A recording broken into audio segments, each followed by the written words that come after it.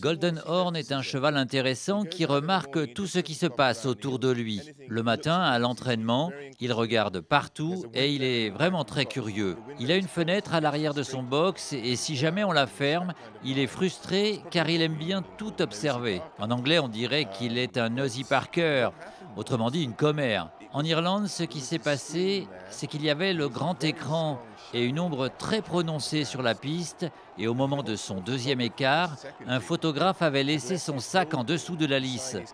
Et Golden Horn l'a vu. C'est impressionnant car à la fin d'une course aussi dure, il lui restait encore assez d'énergie pour bouger comme il l'a fait. C'est vrai qu'il a eu une saison longue. Thierry Jarnet a raison quand il dit dans les journaux que Golden Horn n'a pas arrêté entre les classiques du printemps, la saison estivale et maintenant l'Arc.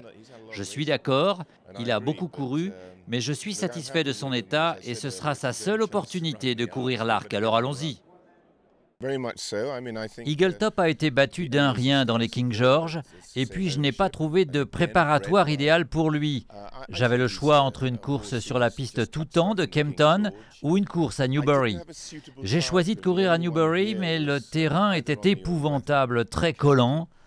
Après avoir reçu beaucoup de pluie, la piste était en train de sécher et Eagletop n'a pas du tout aimé. Et franchement, Frankie Dettori ne lui a pas donné une course dure. Il l'a laissé faire le tour, sachant que l'objectif principal arriverait vite, 2 semaines plus tard. Il est en super forme et je suis vraiment très content de lui ces 10 derniers jours. Malgré ses origines, c'est un cheval qui est bien plus performant sur une bonne surface et en fait sa meilleure performance est sa victoire devant Adélaïde sur un terrain bon léger à Royal Ascot. Je ne pense pas qu'on aura un terrain bon léger dimanche à Longchamp, mais si c'est bon, il devrait bien se comporter. Vous savez, je pense que Trèves est une exception de la nature. C'est une jument de course tout à fait remarquable. Dans son premier arc, elle a fait tout le contraire d'un parcours idéal. Elle a couru en 4e épaisseur, elle a démarré dans la fausse ligne droite, puis elle a démoli ses adversaires dans la ligne droite.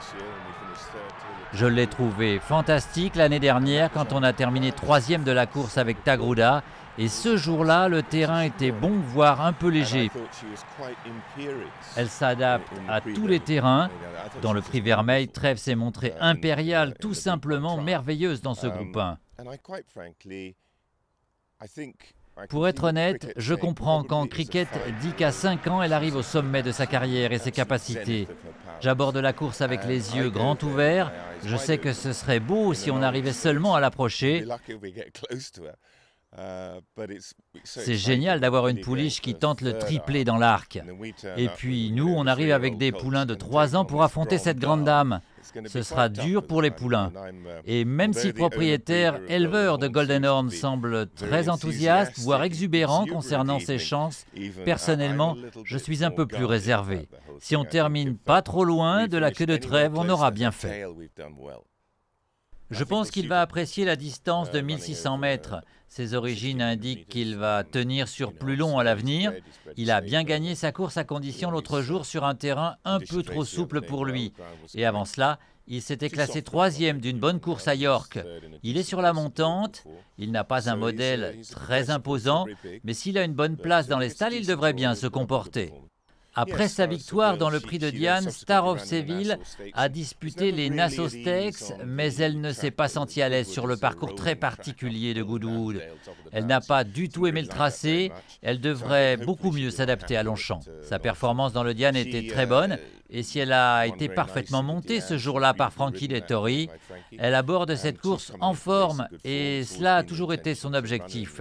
Il est possible que ce soit d'ailleurs sa dernière course avant d'entrer au Haras, et je suis ravi de la revoir en France. Jazzy Top a couru à Deauville lors de sa dernière sortie dans une course un peu fournie en partant. Elle a bien accéléré ce jour-là et est en forme pour le prix de l'Opéra. J'étais satisfait avec son travail ce matin. On croise les doigts, on a 2 pouliches plaisantes pour cette édition de l'Opéra qui n'est pas la plus élevée au niveau qualité, mais qui a attiré de nombreuses candidatures. Bien sûr, We Are sera au départ et si elle retrouve son niveau de l'année dernière, elle sera la pouliche à battre.